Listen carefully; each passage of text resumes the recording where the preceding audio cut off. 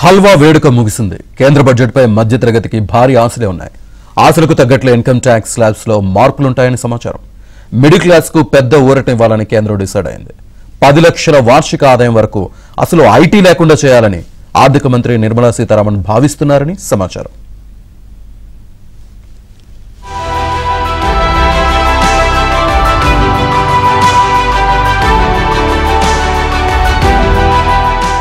దేశ ఆర్థిక పరిస్థితి ఆశాజనకంగా లేదు.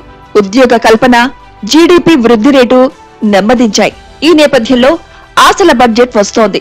కేంద్ర ఆర్థిక మంత్రి నిర్మలా సీతారామన్ ఫిబ్రవరి 1న ప్రవేశపెట్టనున్న బడ్జెట్లో వేతన జీవులకు భారీ ఊరట లభించనుందని సమాచారం.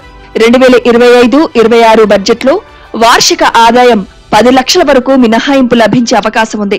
ప్రస్తుతం స్టాండర్డ్ డిడక్షన్ 75,000 ఉన్నందున 7.75 లక్షల రూపాయల ఆదాయం వరకు పన్ను మినహాయింపు లభిస్తోంది. దీన్ని 10 లక్షల ఆదాయం వరకు పెంచే ఛాన్స్ ఉంది. వార్షిక ఆదాయం 10 నుంచి 15 లక్షల రూపాయల వరకున్న వారికి సైతం ఊరట లభించే ఛాన్స్ ఉంది. 15 లక్షల నుంచి 20 లక్షల ఆదాయం వరకు కొత్తగా 25% పన్ను స్లాబ్ ను ప్రవేశపెట్టే యోచనలో కేంద్రం ఉన్నట్లు కథనాలు వెలువడుతున్నాయి. ప్రస్తుతం 15 లక్షల పైబడిన ఆదాయానికి 30% పన్ను విధిస్తున్నారు.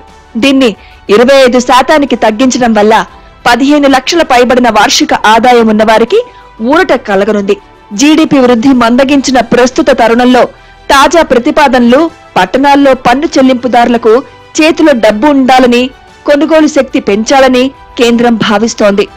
ఇన్కమ్ మీద ఆదాయ పన్ను నుంచి ఏమన్నా ఎగ్జంప్షన్ ఇస్తారా అంటే అంత ఎగ్జంప్షన్ ఆ స్థాయిలో అయితే ఇవ్వకపోవచ్చు, కానీ ఖచ్చితంగా కొంత రిలీఫ్ మాత్రం మధ్యతరగతి వారికి ఈ యొక్క బడ్జెట్ లో లభిస్తుందని చెప్పైతే మనం ఖచ్చితంగా ఆశించవచ్చు. అదే కాకుండా ఈ యొక్క బడ్జెట్ లో ముఖ్యంగా నూతన ట్యాక్స్ విధానానికి ఎవరైతే అంగీకరించి వాళ్ళ యొక్క రిటర్న్స్ ని న్యూ ట్యాక్స్ రీజియన్ లో ఫైల్ చేస్తారో వారికి మాత్రం కొన్ని ప్రత్యేకమైనటువంటి మినహాయింపులు ఈ యొక్క బడ్జెట్ లో అందించి తద్వారా ఎక్కువ మంది ఈ న్యూ ట్యాక్స్ రీజియన్ లోకి రావడానికి వెసులుబాటు కల్పించే అవకాశాలు అయితే పుష్కలంగా ఉన్నాయి. దాంతో పాటుగా చిన్న తరహా, మధ్య తరహా పరిశ్రమలకు కూడా కొన్ని రకాలైనటువంటి రాయితీలు అందించటము, అలాగే రైతుల సంక్షేమం కొరకు వాళ్ళకి కొన్ని ప్రోత్సాహాలను అందించటము, ఇంకా పారిశ్రామికీకరణలో భాగంగా ఎక్కువ పరిశ్రమలకి గ్రీన్ ఎనర్జీకి కూడా ప్రోత్సాహం అందిస్తారని, క్యాపిటల్ మార్కెట్ లో కూడా క్యాపిటల్ గెయిన్ ట్యాక్స్ రేట్ లో ఏదన్నా కాస్తన్నా గానీ తగ్గుదలను సూచిస్తే అది కూడా క్యాపిటల్ మార్కెట్స్ కూడా కొంత అనుకూలంగా పరిణమించేటువంటి అవకాశం ఉంది. 2024-25 ఆర్థిక సంవత్సరం రెండో త్రైమాసికంలో జీడీపీ వృద్ధి గత 7 త్రైమాసికాల కనిష్ట స్థాయికి పడిపోయింది. ఇది 5.4% తగ్గినట్లు అంచనా వేశారు. వేతన జీవులకు ఆదాయ పన్నుల్లో ఉపశమనం కల్పిస్తే ప్రభుత్వానికి 50,000 కోట్ల నుంచి 1,00,000 కోట్ల వరకు నష్టం వస్తుంది. ఈ మొత్తాన్ని భరించేందుకు కేంద్రం సిద్ధంగా ఉంది. కొత్తగా 25% పన్ను స్లాబ్ తీసుకురావడం పట్టణ పన్ను చెల్లింపుదారులు మరింత వ్యయం చేసేలా దోహదపడుతుందని, ఇది అంతిమంగా ప్రభుత్వానికే మేలు చేస్తుందని భావిస్తున్నారు.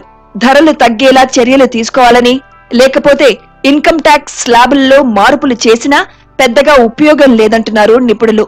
ధరల పెరుగుదల నేపథ్యంలో మధ్యతరగతి నడ్డి వంగుతోంది. వారి వాస్తవ ఆదాయం బాగా తగ్గింది. మోదీ ప్రభుత్వంపై అసంతృప్తి పెరిగింది. ఇది గత ఎన్నికల్లోనే కనిపించింది. అందుకే ఈ అసంతృప్తిని చల్లార్చేందుకు, మార్కెట్లో డిమాండ్ పెంచేందుకు కేంద్ర ప్రభుత్వం కసరత్తు చేస్తోంది. ఇన్కమ్ ట్యాక్స్ స్లాబ్ 10 లక్షల వరకు పెంచుతామంటున్నారు. అది అంత ఉపయోగం కాదు. మిగతా ధరలు తగ్గించకపోతే, మిగతా సేల్స్ ట్యాక్స్, జీఎస్టీ అవి తగ్గించకపోతే, మిగతా పెట్రోల్ ధరలు, అలాంటి హైవే మీద టోల్స్ తగ్గించకపోతే, ఒక చేత్తో ఇచ్చిన ఈ స్లాబ్ వల్ల ఆదాయం ఇంకో చేత్తో గవర్నమెంట్ తీసేసుకుంటుంది. అది ప్రజలకు చాలా ఇంటెలిజెంట్గా తెలుసు. అన్నిటికంటే ముఖ్యం అర్థం చేసుకోవాల్సింది ఏంటంటే, ఆర్థిక వ్యవస్థ ఎప్పుడు పెరుగుతుందంటే ఎక్స్పెక్టేషన్స్, ఫ్యూచర్ ఆశ బాగుంటుంది అనుకున్నప్పుడు జనం ఖర్చు పెడతారు.